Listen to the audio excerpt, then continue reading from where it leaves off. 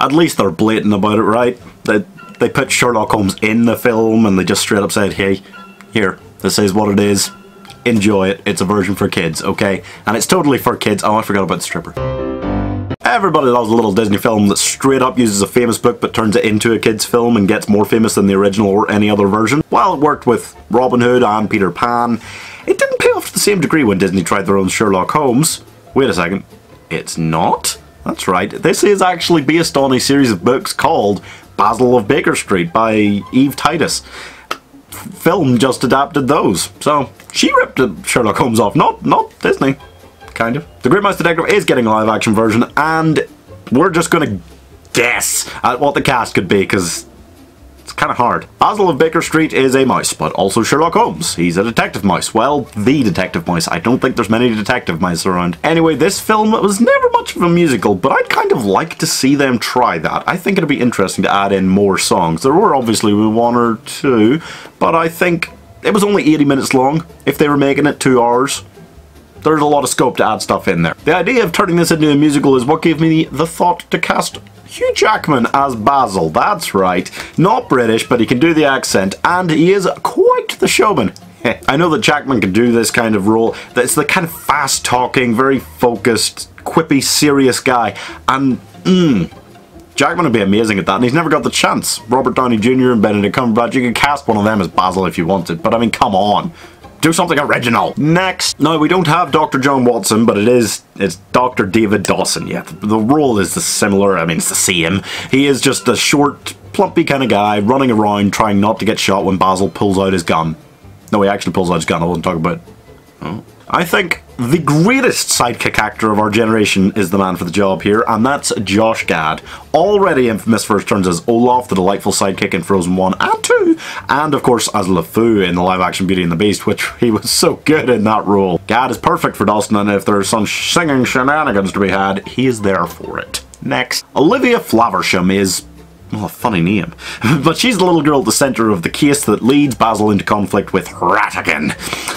Her father is kidnapped, she is left all alone. She's adorable, young, most certainly naive, and acts as the wide-eyed, amazed at what Basil could do character. Although Dawson also plays that character. They play it together. Anyway, I rewatched a film recently that had a wonderful young leading lady who plays kind of a similar role to this as the wide-eyed character, and its Darby Camp of the film was The Christmas Chronicles, where she plays Kate Pierce, following around Santa wide-eyed all evening, just marvelling at what she sees. She'd be really good at Olivia Flaversham, and what's more, this film's already in development, the live-action version, so she's still going to be young enough to pull off that role when it comes out. Even if she's maybe aged a little bit in between The Christmas Chronicles and this. CGI, right? They're all mice. Oh god, is this going to end up looking like cats? I hope not. Not the point. Next, her father, Mr. Flaversham, or just Flaversham, I don't think he gets a first name. He's not the biggest role in the film, but this film is going to have to expand on the animated version, which was only 70-something minutes long. So, I think he's going to be a bigger role. I think you want someone really cool in this role. I think you want David Tennant to play Flaversham, because he's Scottish, which I only remembered recently while rewatching it, and he's just the right kind of age. It's hard to tell with Flaversham. Is he meant to be really old? I don't think so. I think David Tennant would do. He's great. Next, Fidget is your sneaky villain sidekick character. He's a bat, evil and irritating throughout the film, and occasionally a baby? Scary. Damn.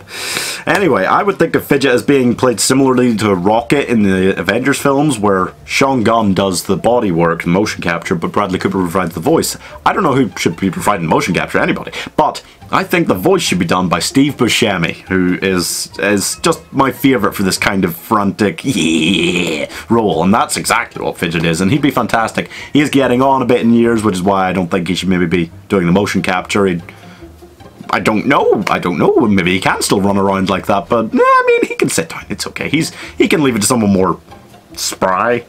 Next, Mrs. Judson is not Mrs. Hudson. I mean, she is, but isn't. Anyway, she's a worrying motherly character, and who is a better worrying motherly character than Mrs. Weasley herself, Julie Walters. Oh, I love that woman, and she can sing. Next, the Queen, Mouse Queen, isn't a huge role either, but she is royal, indignant at all of Ratigan's shenanigans, and she's quite funny.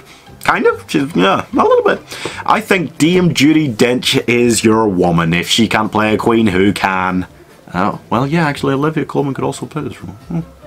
Next, finally, it's villain time. Professor Ratigan is... he's difficult to cast.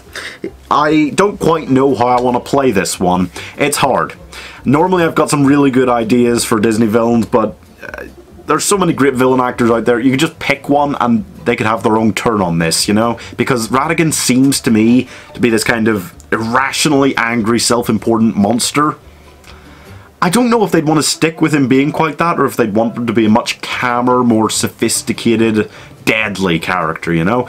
I'd think that might be better in a live-action adaptation. Just a kind of grittier villain, almost. I think cast Joaquin Phoenix as Ratigan. Yes, it's an unusual idea, but if they went for a different style of Ratigan, Joaquin Phoenix could be this terrifying, evil rat. And he'd seem much more like the world's greatest criminal mind. If you're the world's greatest criminal mind, do you really have a bar full of people sing that at you, where anyone can hear? I don't think so. Let me know what fan cast you guys want in the comments next week. I will try to get another one out. Maybe a Don Bluth film. Who knows?